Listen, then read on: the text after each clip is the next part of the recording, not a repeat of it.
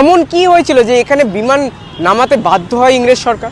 এই যে red road, আমাদের রেড রোড, যখন তখন তো বিমান নামতে পারে, জানেন? না। জানেন এর পেছনে একটা ইতিহাস আছে, এখানে যখন তখন বিমান নামতে পারে, যুদ্ধ বিমান। যুদ্ধ বিমান মানে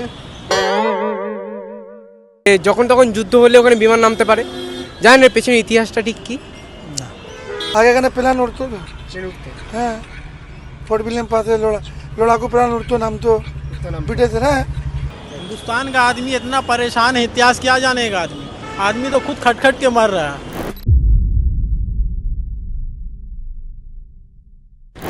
আজ আমি দাঁড়িয়ে রয়েছি একেবারে কলকাতার বুকে। হ্যাঁ, ঠিকই ধরেছেন, আমার সামনে যে এই রোড, এই যে বিরাট বড় একটা রাস্তা, এই রাস্তাটার পেছনে রয়েছে অনেক ইতিহাস। আজকে আমরা এই বিষয়টা নিয়ে একটু কথা বলবো। আজকে আমরা মানুষের কাছেও জানবো তারা জানেন কি না যে এই রেড রোডের ইতিহাসটা ঠিক কী। এই রেড রোড, আপনারা জানেন যে এই রেড রোডে যখন তখন যদি যুদ্ধ হয়, যুদ্ধকালীন সময় যখন তখন বিমান নামানো যায়, এবং একটা সময় বিমান কিন্তু এখান থেকে ওড়া এবং নামার সবই কিন্তু হতো, কিন্তু হঠাৎ বন্ধ হয়ে গেল কেন? কি এর পেছনে ইতিহাস, চলুন জেনে নিই। নমস্কার, আমি সিদ্ধার্থ, আপনারা দেখছেন বেঙ্গল লিবার্টি। আজকে আমি এই যে রেড রোডের ইতিহাস সেটা নিয়ে একটু কথা বলবো। কি ঘটেছিল রেড রোডে, এমন কি হয়েছিল যে এখানে বিমান নামাতে বাধ্য হয় ইংরেজ সরকার? তাহলে বলি, একটা সময় অর্থাৎ 1962-র দশক, হঠাৎ এরকম সেই রকম যেমনি দিন আমি দাঁড়িয়ে রয়েছি, আমার সাথে আমার সহকর্মী তুলিকা রয় রয়েছেন, ঠিক এরকম একটা নর্মাল দিন, হঠাৎ এরকম নীল আকাশে, ঠিক এরকম একটি নীল আকাশে আমরা দেখতে পাই যে জাপানি দুটো বম্বার প্লেন। মানুষ দেখে একটুখানি মানে কি বলবো, আশ্চর্য হয়েছিল যে সকালবেলা এরকমভাবে জাপানি বম্বার প্লেন যাচ্ছে, কি হতে পারে। কিন্তু ঠিক সেই সময় ঘটে এক মর্মান্তিক দুর্ঘটনা। কি হয়, একটা বোমা যেটা সরাসরি পড়ে হাতিবাগান মার্কেটে, এবং আরেকটি বোমা সরাসরি পড়ে আমাদের এখান থেকে কিছুটা হাঁটলে খিদিরপুর ডক, সেইখানে। তো তারপরেই ইংরেজ সরকার হঠাৎ তৎপর হয়ে ওঠে, জাপানকে আটকাতে হবে। কিন্তু ঠিক সেই সময় জাপানের লক্ষ্য ছিল আমাদের যে কলকাতার অন্যতম ঐতিহ্য, আমাদের হাওড়া ব্রিজ, সেটাকে পুরোপুরিভাবে ধ্বংস করে দেওয়া। কিন্তু ইংরেজ সরকার ওটাকে বাঁচানোর জন্য ঠিক এই রাস্তাতে, আমি যদি দেখাতে বলি ছবিটা, আজকে এখান দিয়ে মানুষ যাচ্ছে, এত গাড়ি যাচ্ছে, ঠিক এই রাস্তাতেই ইংরেজ সরকার কিন্তু নিজেদের বোমারূপ বিমান এখান থেকে নিক্ষেপ করতো। এখান থেকেই কিন্তু একটা সময় বলতে গেলে যুদ্ধের বিমান কিন্তু এটা উঠতো। এটা কিন্তু পুরোপুরি মিলিটারি রেস্ট্রিক্টেড এরিয়া, এবং এটা পুরোপুরি রানওয়ে হিসেবে তৈরি করা হয়েছে, যাতে যে কোনো সময় যখন তখন যদি ভারতের ওপর কোনো রকম বৈদেশিক আঘাত আসে, এখান থেকে কিন্তু সেই বিমান আমরা দেখতে পারবো চলাচল করছে। তো আজ আমরা এই বিষয়গুলো নিয়ে মানুষের সাথে একটু কথা বলবো এবং দেখবো মানুষের কি মতামত। এই রেড রোড, এখানে যখন তখন বিমান নামতে পারে, আপনারা জানেন? না না জানেন না? না, রেড রোডে বিমান নামতে পারে যে কোনো সময়। নামতে পারে? হ্যাঁ। আচ্ছা, এবার একটা বিষয়, আপনারা ইতিহাসটা জানেন কেন নামতে পারে? না, সেটা ঠিক মনে পড়ছে না। আপনারা দেশের নাগরিক, ইতিহাসটা জানা আপনাদের অবশ্যই কর্তব্য, কিন্তু সবসময় তো মনে থাকে। তার অর্থ এই নয় যে আমরা দেশের নাগরিক নই, এটা আমরা বা দেশের প্রতি আমাদের কোনো ভালোবাসা বা কোনো কিছু সেটা নয়। অনেক সময় সব কিছু জানা জিনিসও ভুলে যাওয়া হয় না। আচ্ছা আচ্ছা, আপনি কি বলবেন এই বিষয়টা নিয়ে? কেন নামতে পারে, আপৎকালীন যুদ্ধকালীন তৎপরতার জন্য অ্যাকচুয়ালি মেন রোডে তো বিমান নামে। পুরোপুরি তো 144 এরিয়া। হ্যাঁ হ্যাঁ পুরোপুরি তো 144 এরিয়া। হ্যাঁ, তারপরেও তারপরে এই যে রাস্তায় হাঁটছেন, জানেন এর পেছনে একটা ইতিহাস আছে, এখানে যখন তখন বিমান নামতে পারে, যুদ্ধ বিমান। যুদ্ধ বিমান মানে ফাইটার প্লেন, যেগুলো যুদ্ধে ব্যবহার করা হয়। অত তো জানিনি। এই ঠিক এখান থেকে দুপা হাঁটলে রেড রোড।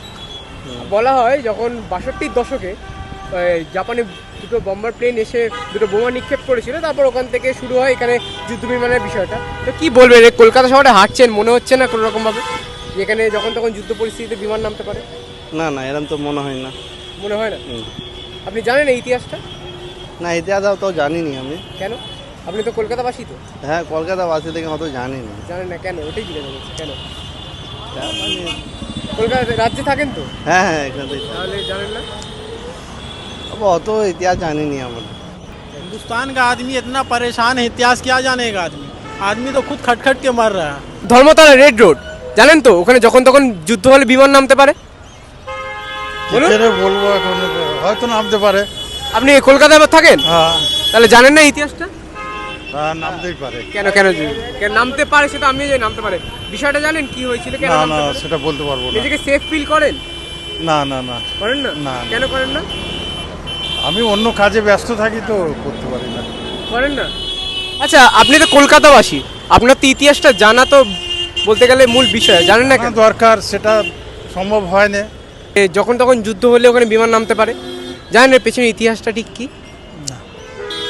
যদি বলি যে একটা সময় এখানে এই ঠিক খিদিরপুর ডক, এখান থেকে মাত্র 2 কিলোমিটার, ওখানে বোমা পড়েছিল, কি বলবেন? জানি না, আমি তখন জানি না। आगे कहने प्लान उड़ते तो हाँ फोर्ट विलियम पास लड़ाकू प्लान उड़तो नाम तो बिटे थे ना ওই 62 যখন বোমা পড়েছিল তখন? ना ना तार आगे তারও আগে? हाँ बिटी थे समय হ্যাঁ, ওই তো 1962 মানে 20 ना बिटी मतलब 1947 आगे 43 এর আগে। हाँ আচ্ছা আচ্ছা, আমরা মানুষের সাথে কথা বলছি, মানুষ কিন্তু অনেকে ইতিহাস নিয়ে ওয়াকিবহাল নন, মানে কলকাতার একটা ভিন্ন চিত্র। যে আমি কিন্তু স্টোরিটা করতে এসেছিলাম যে মানুষ এই বিষয়টা নিয়ে জানবে, কিন্তু আমার যা চোখে পড়ছে মানুষ বলতে বলতে গেলে ইতিহাস নিয়ে কোনো ইন্টারেস্টই নেই। কাকিমা, একটা বিষয় একটু যাবো, এই যে রেড রোড, আমাদের রেড রোড, যখন তখন তো বিমান নামতে পারে, জানেন? না শুনিনি শোনেননি? না আমরা দেখলাম মানুষ কি বললেন, আমরা শুনলাম প্রত্যেকের বক্তব্য, শুনলাম প্রত্যেকের মতামত। এবার বাকি বক্তব্য আপনারা জানান কমেন্টে, এবং যদি ভিডিওটি ভালো লাগে অবশ্যই লাইক, শেয়ার, সাবস্ক্রাইব করবেন। www.bengalliberty.com, সেখানে যাবেন, এই সংক্রান্ত আরও খবর আপনাদের জন্য সাজানো রয়েছে। পাশাপাশি যদি আরও এরকম কনস্পিরেসি থিওরি বা মিস্ট্রি জানতে হয়, আমাদের www.bengali.com এ গিয়ে নেতাজি ফাইলস, ওখানে গিয়ে সমস্ত খবর দেখবেন, ওখানে এই সমস্ত বিষয় লেখা রয়েছে। এবং আমাদের যে বেঙ্গল লিবার্টি নিউজ এবং বেঙ্গল লিবার্টি লাইভ, সেখানে যাবেন, সাবস্ক্রাইব করবেন, ওখানে আরও অনেক লাইভ আসে। আমাদের প্রতিনিধি তুলিকা রয়, বিট্টু রয় চৌধুরী, তারপরে শুভশ্রী, সৈকত, প্রত্যেকে কিন্তু আপনাদের জন্য ডেলি লাইভ আনে, প্রত্যেকে নতুন নতুন খবর নিয়ে আপনাদের সামনে দাঁড়ায়, আপনারা কিন্তু সেগুলো দেখবেন। এবং যদি ভিডিওটি ভালো লাগে প্রত্যেকে লাইক করবেন, শেয়ার করবেন, সাবস্ক্রাইব করবেন। অসংখ্য ধন্যবাদ প্রত্যেকে।